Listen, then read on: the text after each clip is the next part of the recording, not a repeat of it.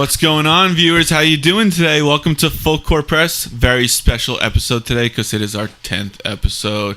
We hit double digits. Now, if only we can hit double-digit fans, that would be great. I'm here with Matty Ice in the building. Stole your line. How you doing today, bro? Yo, I'm chilling. We're stealing lines now. That's what we doing, Matty Ice. You pulled the playbook out of DZ's playbook. Virgil, how you doing today? I'm pretty good. We're pretty good. Are What you can in I the building? say? I'm in the building. I'm chilling. I can't believe I inspire so much. And Virgil's also technically in the Eastern Conference Finals. His boys in the Eastern Conference Finals. So that's what we're gonna be talking today. You know, it's Thursday. Yes, Thursday. Eastern Western Conference Finals are set. Warriors, Rockets. Celtics, Cavs, conspiracy. Me and Matt were talking about how it's a conspiracy, how these series were the first two games of the NBA. It's like the NBA knew. It's like the NBA wanted these teams in the Eastern Conference Finals. So let's get into this. Matt doesn't want to talk about it, but we're going to talk about it anyways because we got to recap some shit. The Raptors getting swept by LeBron James and the Cleveland Cavaliers. So we spoke about it mid-series, you know, what the issues with the Raptors were, how they just couldn't adjust. Matt, you want to elaborate on what caused this breakdown of the Raptors and why they couldn't win a game? They just failed to make adjustments. The thing is, LeBron, everybody knows that LeBron, how great he is. But what you have to do is you have to take something away. You can't let him get whatever he wants and let the three-point shooters you can't. That's not a winning formula, okay? I don't know what Dwayne Casey does when he prepares and stuff like that. Obviously, I'm not an NBA head coach, but it's like there's formulas and there's ways that, you know, teams that have had success against LeBron or his teams, there's something that they done that allowed them to win. So he just, it was just bad. It was really hard to watch at certain points. I'll still always, go back to this team because they really put a number on LeBron defensively. Play goddamn zone, man. Dallas played it in 2011, and that's when LeBron disappearing in the fourth quarter jokes started coming out. That's definitely when LeBron disappeared in the, he was a frozen one in that finals. But the thing about it, he was young. He was younger than he is now. He's so smart. And it's really hard for a whole full NBA roster to be that disciplined defensively, where they can successfully, pull out a zone defense. What you have to do is you have to practice that shit and go through that shit because the Raptors players, they're helping. They have one lane, one hand in the help, and then they can't close out fast enough. Right. So now they're just jumping for every little pump fake and head fake. They're jumping, and all the Cavs doing is just pump fake, take one side dribble, knock down a three. Yeah, because besides CJ Miles, that Raptors bench, and the Serge Ibaka started, but that Raptors bench, they're not basketball players. They're just athletes. Really good defensively, but they'll fall for any pump fake. Kevin Love, you saw that in Game 4, Game 3, the two games that he played really well, happened at least 3 or 4 times a game where Kevin Love just gave a small pump fake, they went flying past him, and then Kevin Love pulled up for 3 and probably drained it. It's and then you have Anunoby guarding LeBron, who I think he actually could be a good player in the future, and he did a pretty good job as far as individual defenders go guarding LeBron. For people who attempt to guard LeBron. But he averaged you can't let him average 35 points and 9 assists. Right. You got to take something away, man. And you're not going to stop him from scoring. You're not going to stop him from scoring because he has, he's just going to go to the basket. You can't stop. He's literally a freight train. He's too big, too strong, too fast. So you can't stop him. Let him get 40, but let him have 4 assists, 5 assists. Because that means his teammates don't get involved, his teammates don't get hot, and you don't have Kyle Korver and Kevin Love draining threes in the fourth quarter. And they don't have that confidence. So now in the fourth quarter, when palms get sweaty, they don't have that rhythm.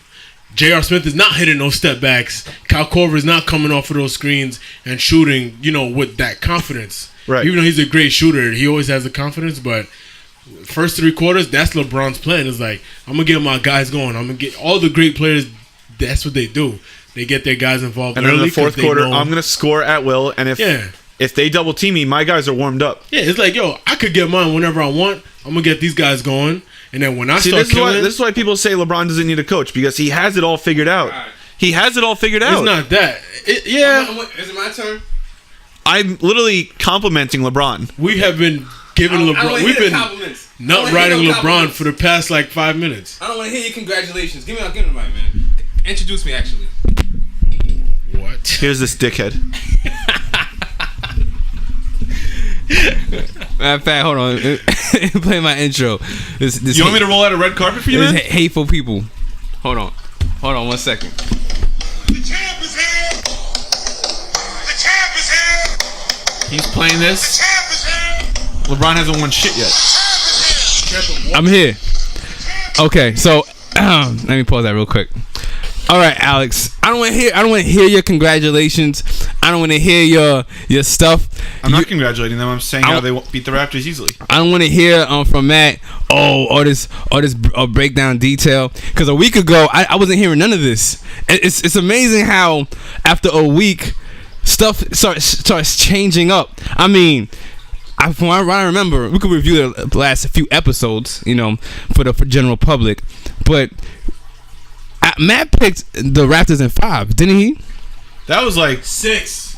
Raptors in 6. That was like 2-3 episodes ago. It doesn't. Okay. So but last fruition has came. You say you don't want to hear these details, but last episode we were talking about how what the Raptors need to do if they want to take some games from Cleveland.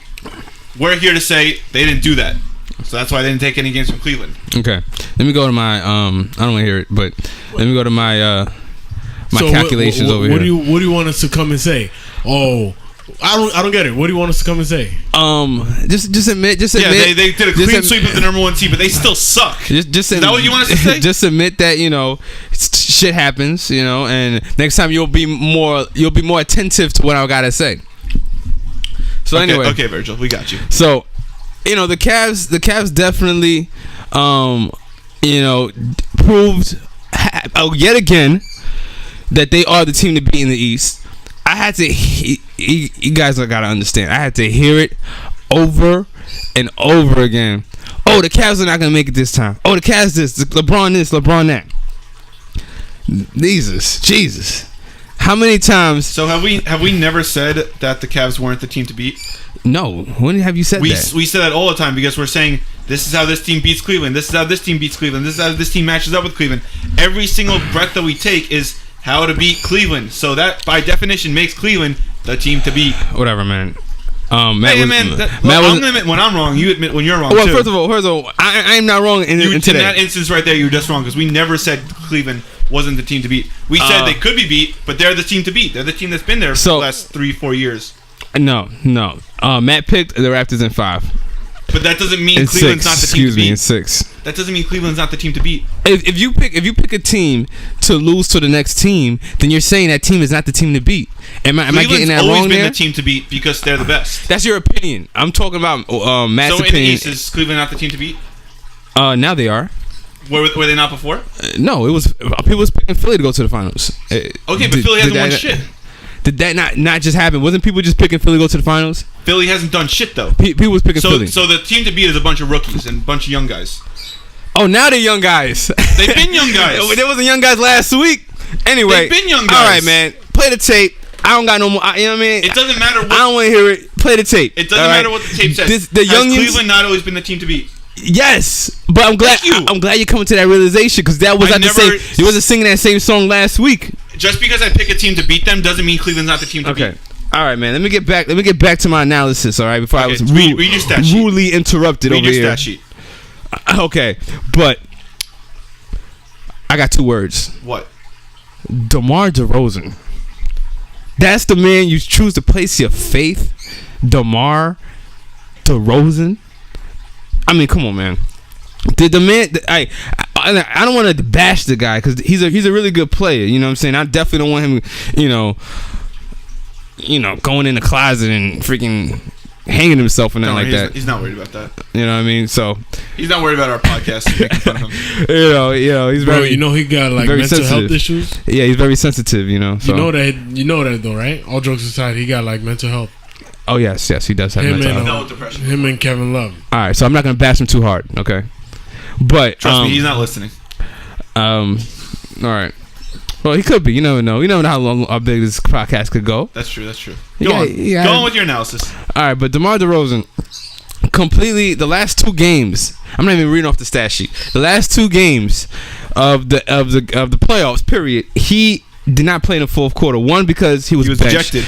Well, yeah, one he was ejected. Another one because he was benched. But either way, both was bad. It was his decision making. He was ejected because his decision making. He knocked what's his name, J.R. Smith, was it, on his head, or was it? It was Yeah, Clarkson. game 3 he got benched because the Raptors bench brought them back in the game. So Dwayne Casey made the right move by not putting DeMar in.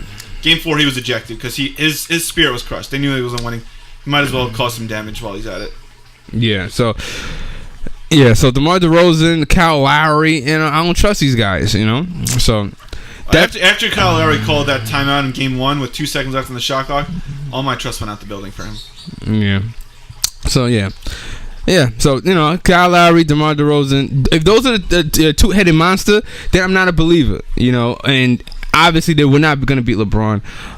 So I feel like the Raptors. It's all about the Raptors. They need to break up the team. They need to get some trades. Get DeMar out of there because DeMar is good, but not the best player on your team on a championship team. You are not going to go anywhere with DeMar DeRozan as your best player on the team. Yeah, that's why he should have gone to LA when he had the chance, but he signed that big extension with the Raptors. Yeah, he signed. He's on the contract. He just signed last year. Yeah, they're gonna trade him.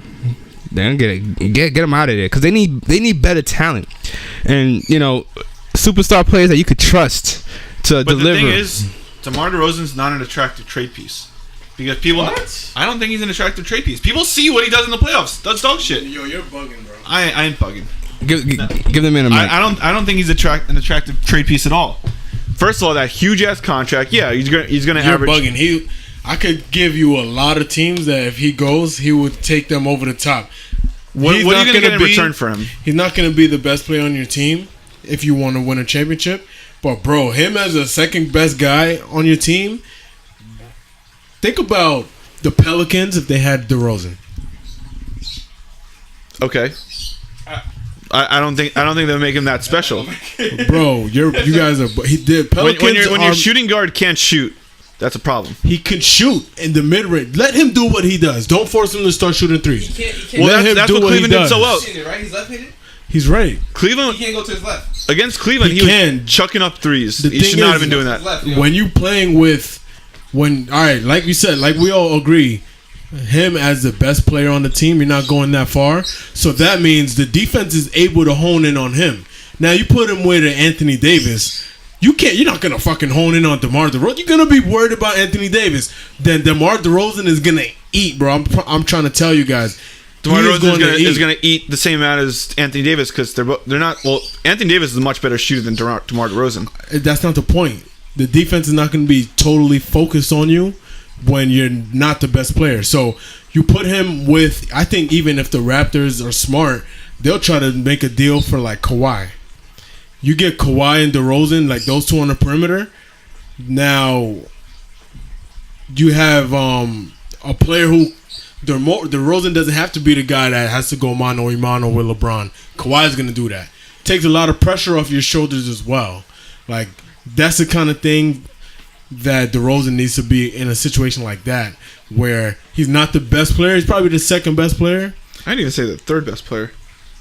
Now, third best player, now you're going to get less shots, and you're really going to start seeing holes in his game because he can't shoot threes. Nah, I just see him and as it's one of just those guys who like just backdoor cuts all day and just winds up with dunks all day.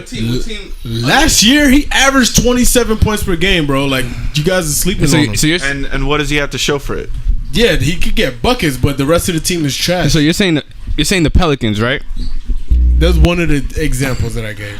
So what other teams you feel like he could put them over the top?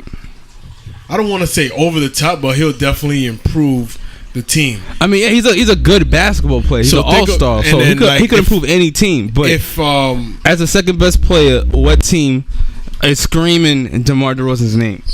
I don't know what team is screaming his name, but there's a lot of players. Like I think if John Wall was to come to Toronto, that would catapult them and probably give them what they're missing. If Trade Lowry for Wall. Wall is now your best player. DeRozan is your second best player. that's not going anywhere. I don't think that's not going anywhere. It's getting them farther than where the fuck they get. They're now. gonna stay at the same exact spot. No, because honestly, I think Bradley Beal's more valuable than DeMar DeRozan. You're bugging, bro. No, dude, I'm serious. Much better. 'Cause John Wall is a much better passer than Kyle Lowry. So Oh, I was saying, John Wall's more valuable than Kyle Lowry. I think Bradley Beal, if not more, just as valuable as DeMar DeRozan. Because whenever John Wall penetrates like that, he kicks it out into DeMar behind the three-point line. Probably not going to make it. Bradley Beal's going to drain all day. no, he is, but that's the way their offense is tailored. DeMar DeRozan is going to be your leading scorer. John Wall and Bradley Beal. Look up to see who was the leading scorer. I know last year when Wall played, they both played last year. Wall was the leading scorer for them last year. Okay, so Like your point guard is your leading scorer. That's not good. You talking the Wizards? Yeah. So I just want to hear, and this may not be like the best argument, but what does DeRozan do better than Beal? I think he's a better defender. He's taller. He's more athletic as far as like going to the basket, going to the cup. Who's a better Who's a better scorer? DeRozan, because he's Beal? The thing about points per game wise, DeRozan's this is better. the thing. DeRozan, the way the NBA's played today, if you're not shooting the three, then it's like, oh, whatever. We don't want to see what you got to do. But DeRozan knows what he's good at, and you can't tell me anybody who's like, you can't tell me like three players who's better in the mid-range game as far as footwork goes, getting your own shot, post up. You know what I'm saying? Like that's DeRozan's game. The coach has to allow him to do that and be effective at what he does. He did it last year. He averaged like 27 So a game. you say like DeRozan is good at his game, and like I'm sure he is, but he went away from that against Cleveland. He was shooting a lot of threes. Yeah, because the Raptors this year, they switched up their style of play, where DeRozan takes less shots, Larry takes less shots, more ball movement. But it worked in the regular season great. Because the regular season, the opposing team can't focus on like you Right, just but playing them for one game, whatever. Their goal is to get past Cleveland first off, and just They're- not the doing way- that with the way they play. The way their offense is like it's a lot of passing and leads to a lot of shots, 3-pointers. But Toronto doesn't have that many good 3-point shooters. Think about it. They have Lowry, Outside of Miles, That's it. Ibaka maybe. That's it. So you're saying if they get rid of They DeRozan, definitely got to get rid of And- Lowry. If they me Get rid- personally, get rid I of think Lowry they should and trade put both Wall? of them niggas. I think they should trade both of them. okay, so who would you replace him with? Draft picks. Yeah, you go Straight draft pick, just start rebuild, then building. just rebuild. Yeah. So where would you put Lowry and where would you put like what teams would benefit from both their productions? only team I like Lowry on is the Spurs. Because he looks like he's a pretty good system basketball. Defense really good. I like that. I like the He's Spurs. a good I like system that. player. What about DeRozan? DeRozan is tough because the shooting guard position is actually very. There's not that many good shooting guards in the league right now. Like really, you know. You know where I will put, because Paul George is out of OKC. I will put DeRozan with Russell Westbrook. No, they both need the ball too much. Westbrook has to take a back seat, man. DeRozan won't do it. DeRozan needs to come off the pick and roll. That's what he's gonna do. Especially not to DeMar DeRozan, who can't get past LeBron. Westbrook's not gonna be like, well, fuck is this guy? You said fuck the mic. You don't need the mic. No, I'm saying like Westbrook's definitely not gonna take a backseat to DeMar DeRozan. He's like, this guy can't really even get past like- LeBron. Like hell no. I feel like the Pelicans could really use somebody like a DeRozan or like a Kawhi, Paul George. He could work in Philly. DeMar DeRozan could work in Philly. What about Portland? You already have that guy, and you have two of those. You have two guys just like that. Yeah, you have two guys who need the ball to score and are really good shooters. Philadelphia could have used a fucking DeMar DeRozan. Because Yeah, I would agree with that. you got Ben Simmons. Like you need somebody at the end of the You game. need a guy older than the age of 25. Not even but You need some kind of experience. you need the guy at the end of the game who could get his shot and get a good shot. whenever he wants to. We also Ben Simmons, that good shot that he had in game 2 that he passed to Fred VanVleet. I mean, he made the right play. At the end of the day, VanVleet was wide open, and he shoots like 43%. But he had that mid-range game that you say that he's so good at, but he didn't take the shot. They weren't down 3. I mean, I'm not gonna knock him for passing up a good shot for a great shot. VanVleet just missed because he did the exact same thing. He had a game against Detroit earlier in the year, or was it Washington? But he drove, kicked it to VanVleet in the corner. He knocked it down. Game over. That was the game winner, basically. Probably because Fred VanVleet was ready to shoot. He wasn't ready to shoot when DeMar was. He thought DeMar was going to take that shot. Then I like him on the Pelicans. What's some other teams I could think of? Just put him in Phoenix so his career dies. Nah, they got a top 5 shooting guard already in Devin Booker. Now I agree with the Pelicans because they need a 2. I mean, they need that strong. The Knicks that could strong use 2 or DeMar 3. DeRozan. Yeah, I'll take them. The Knicks. I'll take yeah, him why on not? the Knicks. Why not? You know, we could make the playoffs with Porzingis. Yeah, but you need another person. Just him and Porzingis is not enough. I mean, but it's a good tool. It's a good piece. Start. You know what I'm saying? Yeah. So yeah, but yeah, Lowry, DeRozan. Man, they gotta blow that shit as a whole. Just blow it up. There's a few teams that need to be blown up. Portland needs to be blown up. Toronto needs to be blown up. The Wizards need to be blown up. If management is gonna keep Dwayne Casey for this long, and he hasn't done shit in the playoffs, they're probably gonna do the same thing with the guys that they got. I disagree. Dwayne Casey. Dwayne Casey's a good coach. Dwayne Casey's a good coach. It's just he needs the players. He lost them so many games in that series. He's a good regular season coach. I don't think when you say lost them games, be more specific. He didn't make the necessary adjustments. He didn't let his players know that these are the adjustments you need to make. Exactly what Matt said. You can't let LeBron get 35 and 9. You can let him get to 35, but you can't let him get to 9 assists because he's going to score. So when you have guys double teaming LeBron, and you leave Kyle Korver, one of the best 3-point shooters in NBA history, open, J.R. Smith, who's going to drain, Kevin Love, who picked up his game in that series. You leave them wide open when you guys... Here's the thing. The players have to step up. I'm with Shaq on this one. The players need to step up. You can't say, oh, the coach is that. The coach is not playing. The players are playing. DeRozan needed to step up. Leadership, there was a lot of bunnies that DeRozan missed. A lot of shots he was missing. He wasn't active. He wasn't... But they've been doing this year after year. You would think by now that they would know how to be LeBron. The coach is not going to switch up his playbook from the season to the freaking playoffs. You are who you are. Defense. It's his defense that you need to adjust for. Let an Anunoby guard LeBron one-on-one. He's going to score regardless of if you double team him. But if you double team him or single team him. But if you double team him, he's either going to score or he's going to give it to one of a really good 3-point shooter on the perimeter because someone's wide open when you double team someone. Absolutely, but Dwayne Casey does not need to lose his job. He's a good coach. He won Coach of the Year this year. No, he didn't. He's about to. No, he's not. You don't think so? No. This is the thing. Who's gonna win? Brad Stevens? Yeah. He should. He didn't get a vote. What are you talking about? That's not the official vote. Oh, okay. This is the thing when you do that. What Toronto does is every player on their team has to be in certain spots, quote unquote, when LeBron has the ball. So that means Kevin Love is at the 3-point. The Cavs, they have everybody on the 3-point line, basically. Spread the floor, right? So LeBron has the ball. Kevin Love is at the 3-point line. And rather than Ibaka being on Kevin Love, he's 2 steps away from Kevin Love. So that way, if LeBron drives, he can be in position to slide over and help. Now that means, but the thing about LeBron, his passing is so great. It's great that he'll kick it out to Kevin Love. And it's not even the kick out.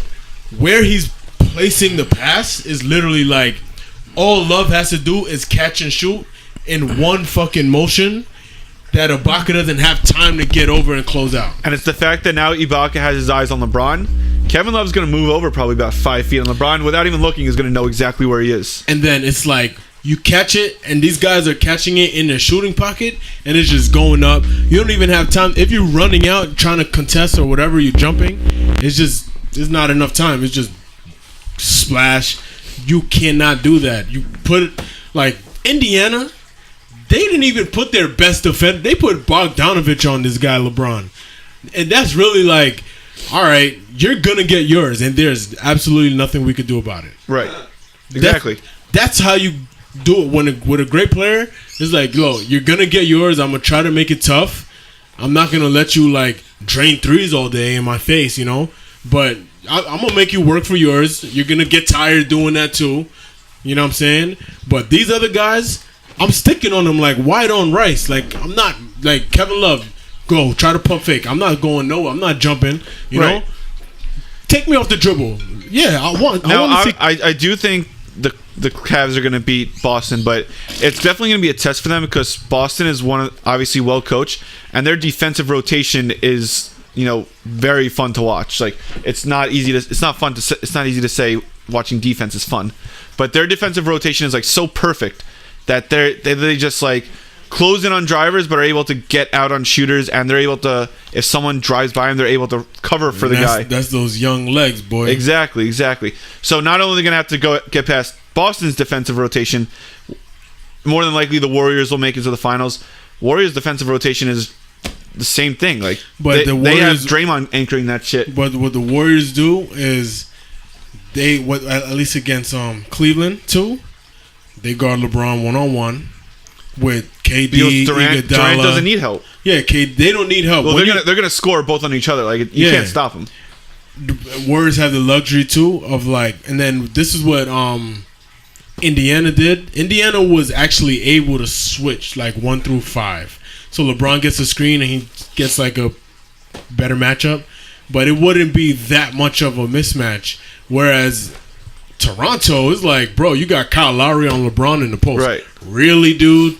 Like, what do you expect? That's the same thing in 2016 that they did to the Warriors. They didn't have, they had Iguodala, but they switched him on. They tried as much as possible to switch him on to Steph, and then Steph on LeBron. Like I've said it before, 11 times out of 10 he's going to get to the basket. Yeah, but now that they have Durant, and even if Durant's not in the game, Iguodala is going to help guard him as well. What's this guy's name? Steve Kerr. He's too good of a coach. Trap the pick and roll. Fuck it. Right. Trap the pick and roll. You know what I'm saying? Like, when LeBron tries to get Steph on the switch, trap it, force the ball out his hands. Draymond's going to be there. Or KD's going to be there. Yeah, trap the pick and roll, force the ball out his hands. Now they're going to have to kick it out. Like, they're going to have to kick it back out. You only have 24 seconds. Right. So by the time you kick it back out... They're going to get a bad shot. Or you could kick it out to reset, try to do it again, but now you're down to like 10, 8 seconds on the clock. LeBron doesn't have time, like when it's 17-18. Trap the pick and roll, make their offense harder. Like Toronto made it too easy for them. Yeah, that's just my observation. It's like Indiana had success. They won 3 games. They took them to Game 7. They had somewhat success against them. I don't know why Toronto didn't like look at that blueprint and just try to emulate it. Toronto needed to watch more game tape because clearly they lacked that. And again, that's on coaching. But hey, I don't know what's happened in their locker room. Anyways, we talked more about the Raptors than I would have loved to, but let's move on to a little bit more of an exciting series where a team actually won a game who lost. Boston-Philly. So, obviously, these two teams are the future of the East, and it's another game where coaching lost Philly a lot of games. Like Brett Brown, really good coach, but he lost them a lot of games. It was a fun series to watch because besides game 1, like all the games were close. Philadelphia had a chance to win. Philadelphia had a chance to win the series. There were like 2 different games where they had a chance to steal those games, but they're young. It's disappointing that they lost, but Boston played a hell of a game. Rozier played a hell of a series. Virgil, what do you got to say about this series, the Philly-Boston series? Philly, they too young. I feel like I've been saying this whole time. Philly just way too young. Ben Simmons, as good as he is still his rookie year. That's huge. Rookie year is huge. Like, you're gonna make those rookie mistakes in order to be a better player. So I feel like Ben Simmons, he's a rookie. So clearly he made rookie decisions, especially a few of them. That putback, that was a dumb decision. It's like he was scared of the ball. I think it was game 3. He was scared of the ball, so he kind of grabbed it and like put it back in, like really, like but he missed. It was an easy bunny. Embiid is still young. Embiid needs to develop a freaking post game. He needs to develop a post game. It's back to the basket post game, because that last shot, and I know he's regretting it, but it's gonna make him a better play in the long run.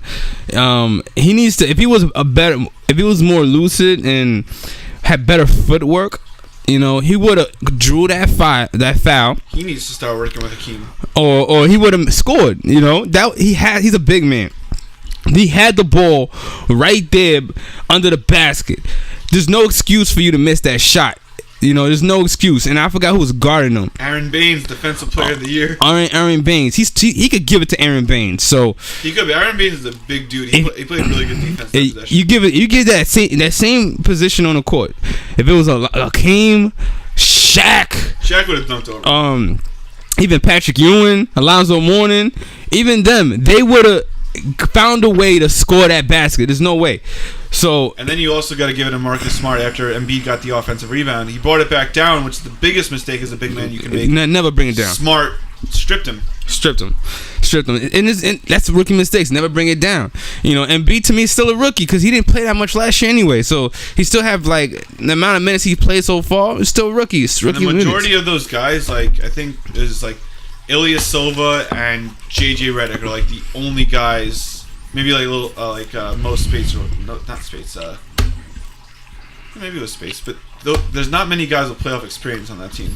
Yeah, so it's great that they were able to get out of the first round, but like after that, you're gonna get those big hitters. Yeah, man, hitters. Exactly. So I feel like Philly, you know, they're gonna get there. You know, they proved a lot. They proved that they could make it, you know, this far in second round. You know, a game away from not a game away, but you know, 3 games away from the conference finals. But the thing is, they were like within single digits every single game, so it was a winnable series. It's rookie mistakes. Right, that right there is experience. Right, because the talent was there to contend, but rookie experience. You know, right. I mean, you know, it wasn't. They didn't execute properly, and it's all about execution. So right.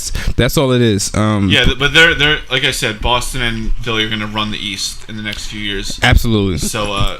Absolutely. They're just gonna get better. They're gonna learn from this, and like it's okay that they lost. Yeah, the 80s are coming back, man. I mean, they're gonna be running it. That's why LeBron senses and he's gonna leave. But let's not talk about LeBron right now. But back to that's huge. Back to Philly. I want to also talk a little bit about Boston because obviously, like they were depleted, but you know they're still doing their thing. 2 words. Brad Stevens. Hell of a coach, man. I know this guy. He took Butler to 2 NCAA championships, and Butler had Gordon Hayward. That's the only person. The only person on that team was Gordon Hayward. Yeah, and took him to the 2 national championships. He lost. Game 1. Any other coach, any other regular coach would have just sat, you know, packed it in, you know, for, you know, bad luck. Lost Gordon Hayward within 5 minutes of the season starting, and you know, Kyrie Irving injured. Still, he finds a way because his system is so good that whoever is the point guard, majority of players can succeed in that system. And you know, that reminds me of, you know, Popovich. It reminds me of Phil Jackson, and it's not a triangle, but like his their systems work. It works. It's crucial. So, and you know, Al Horford is a great veteran, experience. He's a great leader in the locker room. He's the MVP of this team right now. He's the MVP, man. That steal, crucial steals, crucial points at the end. One play in particular, I think it was game 4, I believe, in which they were inbounding the ball, and then the way they moved their defenders out, and then the only person left was just Al Horford with I forgot who, and then they threw it in over Al Horford, so you know the only thing left was an easy layup because all the defenders were already away from the basket. That's an amazing play right there. I think that was game 2. Game 4 is the one that Boston lost. Okay, so I think it was game 2. But yeah, no, I remember that exactly. And even that steal on Embiid, like, you went for it and you got it. Like, damn, man, good for Al Horford. Yeah, I don't want to bore you guys with the stats and everything, but Al Horford, he's a great. That's why he has that crucial element that you don't want to trade away. You know, that that crucial.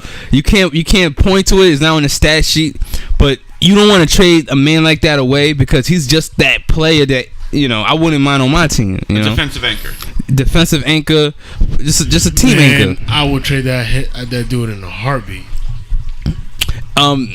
If Al Horford was not on that team, they probably would have lost to Milwaukee.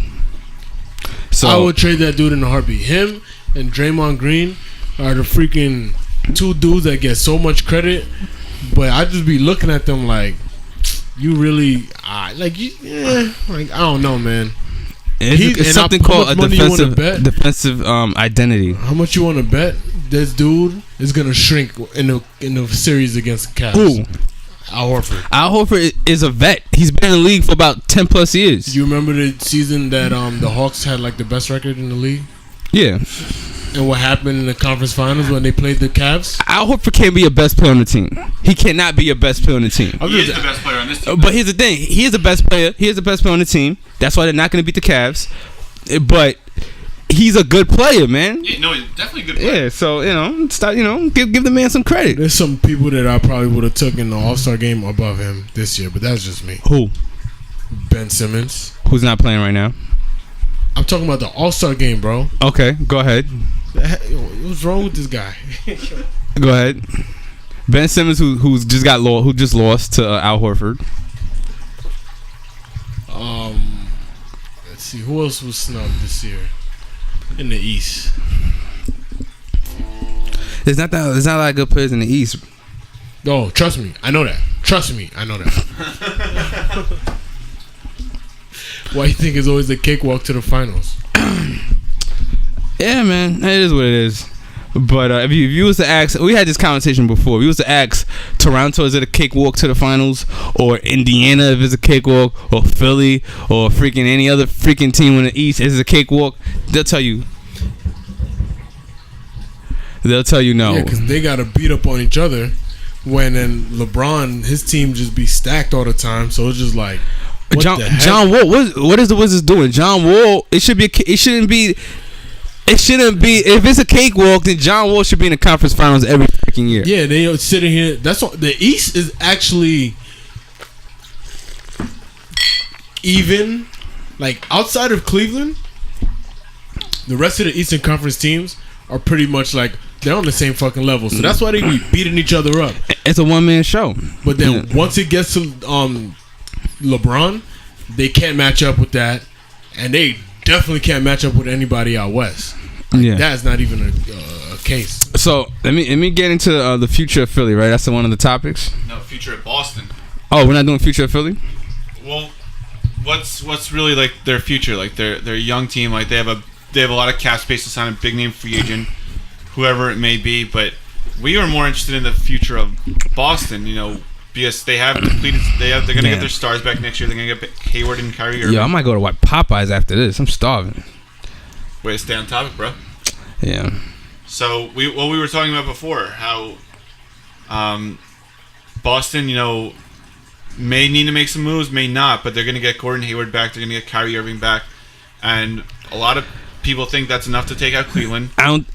Here's the thing: Cleveland won't be there next year for you to even take. Well, right. If LeBron leaves, they don't need to worry about that. It doesn't even they're matter. Going to the finals. They're going to the finals next year. Here's the thing. Here's the problem, though. They need to take out the guys from the West. Are they good enough to take out Golden State? No. Are they good enough to take out Houston when LeBron joins Houston next year? If LeBron joins Houston. If LeBron joins Houston, he's going to the West. Yeah, I think he's going to the West. He's either going to the West or he's going to Philly. He's not going to those young cats. He needs to win now. He don't got time for developments. So he's going to Houston with a well-oiled machine. He's gonna put him over the top. Or is Boston better? Boston with Kyrie, Gordon Hayward, with Jaylen Brown, Tatum. Are they good enough to beat Golden State? My answer is no. Probably not. Are they good enough to beat Houston with LeBron on it? My answer is hell no. Probably not. So they need another great player other than Gordon Hayward. Gordon Hayward is good, but he's not good enough to join Kyrie to take these guys out. Guy's only been to the playoffs like once. Exactly. I mean, Kyrie had LeBron, and it was still a tough matchup against Golden State. So imagine with Gordon Hayward, it's not going to work. So they need to get rid of, and Matt alluded to it earlier, get rid of Gordon Hayward, trade Gordon Hayward for Kawhi Leonard. So the problem I have with it, and I agree in some aspects that trading Kawhi Leonard and Gordon Hayward would make sense, but that would get you to the finals, and that's that. That's not going to beat the Warriors. I mean, because you need a matchup with they have 2 superstars and 4 all-stars overall on that team. So the fact that you have Horford, who can sometimes crumble in the big moment, Kyrie Irving, who's going to do his thing, and Kawhi Leonard, who's going to do his thing. But Golden State they played together for 4 or 5 years. They have an incredible system that's almost unstoppable, and I just think if you want to beat Golden State, you don't need to get rid of Gordon Hayward. You need to try and add Kawhi Leonard without getting rid of your 3 other All-Stars. Here's the thing: they can't afford everybody. Right, they can't afford everybody, but if you get rid of some of the younger contracts and you get rid of some draft picks, like who? Do you get rid of who? Tatum? Well, you're gonna either get rid of Tatum or Brown. You got to pick one or the other. Hell no, keep them both. For Kawhi Leonard? No, I think they should get rid of Gordon Hayward. Get rid of Gordon Hayward for Kawhi Leonard, or get rid of it's blasphemy about get rid of Kyrie for Kawhi Leonard. I'm not getting Kyrie because you need that point guard to get you over that time. You need that great point guard to get you over the top. You got Rozier, who supplements what Kyrie's He's production. not Kyrie Irving though. He's not Kyrie He's not Kyrie Irving. Irving, but he fills that void as a good point guard. So what you're telling me is like you have 3 All-Stars on the Celtics. You're gonna trade one of those All-Stars to get another All-Star, and you're still going up against the 4 All-Stars of the Warriors. A better All-Star. Better All-Star, yeah. But now you're going top 3 best player in the league. Now you're still going up against the 4 All-Stars of the Warriors. That trade right there will be designed to get you out of the East. It's not designed to win you a championship. Yeah, but what would help you beat the Warriors? What could they possibly do? Matching their star power. What would they do? You need to keep your 3 All-Stars right there, and you need to trade some young guys and some young pieces. Remember, Kawhi wants out of San Antonio, so the Spurs don't have a lot of leverage. But if you're able to give them like Jaylen Brown or Jason Tatum, one or the other, not both, trade a draft pick and maybe give him Terry Rozier as well, and you're able to put on the court Kyrie Irving, Gordon Hayward, Kawhi Leonard, and Al Horford, and throw in Marcus Morris. Don't do it. Two of those players weren't even playing this year. Don't even do it. Don't even do it because you got a young nucleus. But think about it. The Warriors right now are overkill. You need overkill to beat overkill. But you have a young nucleus, right? And this is long term. Like I understand, maybe next year that would be the goal is to win a championship. If you lock up Kawhi, if you lock up Kyrie Irving, if you lock up Kawhi, you have Gordon Hayward locked up, and you have Al Horford locked up. If you lock up Kyrie Irving and Kawhi Leonard, that's going to be the nucleus to take out the Warriors. If anybody's going to do it, I'm gonna just say this: every superstar that enters into the league that becomes a superstar, they blossom after their 3rd year. After the 3rd year, it's just known that they blossom. Right, but are they going to continue to develop the young guys, which is fine, and I won't hate them if they do that. But when the Warriors continuously stomp on these young guys, and instead of maybe making a few moves, keeping a few young guys but getting rid of a few to get a superstar, wouldn't that make sense to take out Golden State? Because that's the goal, to beat Golden State. If you get Tatum and Jaylen Brown together, I would pick them 2 together over Gordon Hayward. I would keep those. Gordon Hayward is one man, right? And he's better than both of them. But those two pieces, you can't replace it with just Gordon Hayward. You know what I mean? I would get rid of Gordon Hayward, keep Tatum. I'm not saying get rid of both of them. Get rid of one of them. One of them. Tatum is going to be a problem. Who do you not get rid of Tatum. More valuable, Brown or Tatum? Right now, Brown, because Tatum is young, but Tatum has potential. Tatum, but Brown, that 1 year is crucial. That 1 year is huge. He didn't do much his first year. He wasn't shit his first year. Now he's shit. This is the thing too about trading for Kawhi. But Boston is very, very smart, and Kawhi is gonna be a free agent next summer. So Boston, like Danny Ainge, is not gonna trade. He's not gonna give up a lot. He's not gonna give up a lot to get Kawhi. The Spurs have no leverage because Kawhi is about to walk in free agency, and they're gonna end up with nothing. So if I'm Boston, I'm honestly gonna be like, yo, you could get Rozier, Smart, and a draft pick. Send me Kawhi. That works. But here's the thing: it's too much money because then you got to pay Gordon Hayward. Yeah, you got to make a decision eventually. But the thing is, if I'm Boston, I'm trading for Kawhi. So I'm gonna get. So say they trade for Kawhi, they give up Kyrie Irving for Kawhi, right? Like you said, and then Kawhi leaves in free agency. That would be terrible. That's why. It's possible. That's why I wouldn't give to the up. Lakers. That's why I wouldn't give up for Dwight. That very reason. That's that very point. That's why I would not give up those young guys. That's Tatum what I'm saying. I wouldn't Brown. give them either. Hell no. I wouldn't give them up either because like the dude could just leave in free agency, and then you have no Kyrie, no Kawhi. You got nothing to show for it.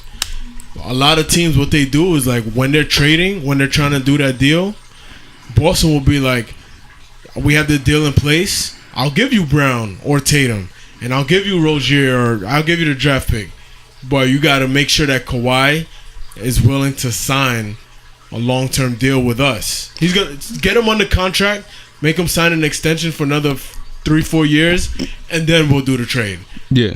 That's what most teams are gonna do, and these players now, they're not doing that. They're not signing that extension because they want to hit the free agency market. And that's why I think Chris Paul's like a classy player, because he told the Clippers, he's like, look, probably gonna sign with the Rockets next summer. You know, if you want to get some shit in return, trade me to the Rockets. That's exactly what he told the Clippers organization, and that's what they did. So same kind of shit. Like Kawhi just needs to man up and say like, look, I'm gonna walk. Like, try and trade me. What Matt was saying, and which I agree, just trade Gordon Hayward, because right now you know the team, you know how the team looks like without Gordon Hayward. You know that the team is at least going to the conference finals without Gordon Hayward. But that's not the goal. The goal is to win a championship. Okay. So now if they trade Gordon Hayward, an All-Star, for Kawhi Leonard, and Kawhi Leonard walks, now you're out Gordon Hayward and Kawhi Leonard. All right. Cleveland won't be there next year. So with this team, assuming that you would think that with this team alone, you're going to the finals. You're going to the finals with this team alone. So you add Gordon Hayward, you're probably still going to lose anyway in the finals. But you trade Gordon Hayward with Kawhi, it increases your chances to win. Now it might not win because freaking Golden State's a juggernaut. You can't really, but it'll increase your chances to win if you trade Gordon Hayward for Kawhi Leonard. Because even if Kawhi walks next year, you never had Gordon Hayward anyway. You never had Gordon Hayward. You're still good without Gordon Hayward. So you're still good, you could afford to. That's what you're missing. They're good, and they're not going to get past Cleveland this year. It doesn't matter if Cleveland's there or not, because Philly's going to be there. And then when they do get to the finals, when they do get to that promised land, Golden State's going to be there. So they need that much star power. And if 1 year where they trade Gordon Hayward and they get Kawhi, and then Kawhi walks, now they're just going to be left with Kyrie Irving and Horford, and a little bit more of developed of a Tatum and Brown. Which is still a better team than they are currently right now. Not gonna beat the Warriors. Okay, but so that's why you need to match the star power. They can afford nothing they're gonna do. I have to cut. Nothing they're gonna do is gonna beat the Warriors. That's not true. If they're able to put a starting lineup of Kyrie Irving, Gordon Hayward, Kawhi Leonard, and Al Horford, that can beat the Warriors. They can't afford that, so it's not gonna happen. That's why you move some pieces around. You get guys to take a little bit less money. Players do that to win a championship. It's very possible. Dirk's been doing it for 12 years now. He's been taking less and less money. Yeah, but the guys you're asking to take less money, they didn't hit their max contracts yet. Older veterans take less money to, you already got paid. I'll take less money now. But like Kawhi, he didn't get his max deal. Kyrie didn't get his max deal yet. Like when Al Horford got his max deal before the salary cap spiked. These dudes want this $200 million max right now. Kawhi's not gonna be like, all right, I'll sign for $20 million so you guys can sign more players. When they 25, they 26 years old. After 30, all right, I'll sign a fucking $15 million deal. You know what I'm saying? But like right now, I want $40 million. That's the kind of time that they're on. But the thing is, besides the All-Stars, everyone else is on their rookie contract, so they're dirt cheap. So if for now, but you gotta deal with that. You eventually, even though they're on their rookie contracts, there's only 48 minutes to play all these guys, and you getting Kawhi. That's why you gotta trade some of them away. You can't sacrificing your future too. Sacrificing your future a lot when you do that. To win now with 4 All-Stars on your team, bro. Like, but Gordon Hayward, you don't have to sacrifice your full future. Gordon Hayward is 28, I think, so he's gonna be 29. I think he just turned 29. Or whatever. he just broke his leg, so we don't even know like How is he gonna be? really how he's gonna be back. Like Paul George had pretty much the same injury. He's pretty much like He's Paul George. yeah, he's back to Paul George. So hopefully for Gordon Hayward, he can get back to that level. The break's But- not. It's the torn ligaments. I mean, and yeah, he the did try torn ligaments is what really hurts. But in my approximation, from what I see, Jason Tatum is going to be a better player than Gordon Hayward. Thank you. You Well, know, that's what I'm saying. And he's Don't like trade Jason 8 Tatum. years younger. He's like 8 years younger. He's cheap right now. You don't have to pay him he can. His next contract he's going to get. He's not even eligible to get $200 million. Right. You know what I'm saying? So these guys, he's already balling for you for $5 million right now. As a rookie, you want to hold on to it as long as possible. Would you trade your babies, your newborn babies that you birthed? Instead of you birthed them. You birthed Jaylen Brown. That don't answer the question. It's a redundant question. Okay. You birthed Jaylen Brown. You birthed Jason Tatum. You're not gonna trade them away just for someone who could possibly walk away the next following year. Do not trade that nucleus, because that nucleus is what's making Boston Celtics. Without Kyrie, without Gordon Hayward, without all these people, Tatum and Jaylen Brown with Al Horford is making the Boston Celtics right now. Would you trade your baby for a supermodel wife with an 8-figure bank account? No. See, got you thinking about it. I would not do it, man. Got you thinking about it. I would not sell my soul and trade my baby for no. It's not freaking- your soul. It's not your soul. It's a baby that. Not even that. It's your adopted baby. Because Danny Ainge didn't birth him. He adopted it from college. Okay, he adopted him for college. His adopted baby. Would you trade your adoptive child for a supermodel wife with an 8-figure bank account? No, I mean no. I wouldn't do it. I have a conscience. I would not trade. Baby, you could have that. Danny Ainge already did it though. He did it to Isaiah Thomas. Okay, adopted baby. Okay, I probably do adopted baby. Yeah. But here's the thing. You just compared. You just said Golden State Warriors got 4 All-Stars. Right. 3 of those All-Stars were adopted from college. So you have 3 ingrown. So if you want to follow the Golden State philosophy, you would not give up Jaylen Brown and you would not give up Jason Tatum. No, I understand. I understand that's a those good are the point, nucleus. But So go they're ahead. trying to win now. Steph Curry in his second year, Draymond Green in his second year, Klay Thompson in his second year weren't ready to win a championship. So you would have traded. Tristan Thompson. So that age of the super team, it wasn't quite there yet. Like obviously Miami and Boston were still running things. Would you? What I'm saying? Would you trade it? Would you have answer my question? Would you trade Draymond Green, Tristan Thompson? Tristan Thompson. I mean, not Tristan Thompson. Klay Klay Thompson. Would you trade Klay Thompson and Draymond Green? Because they're not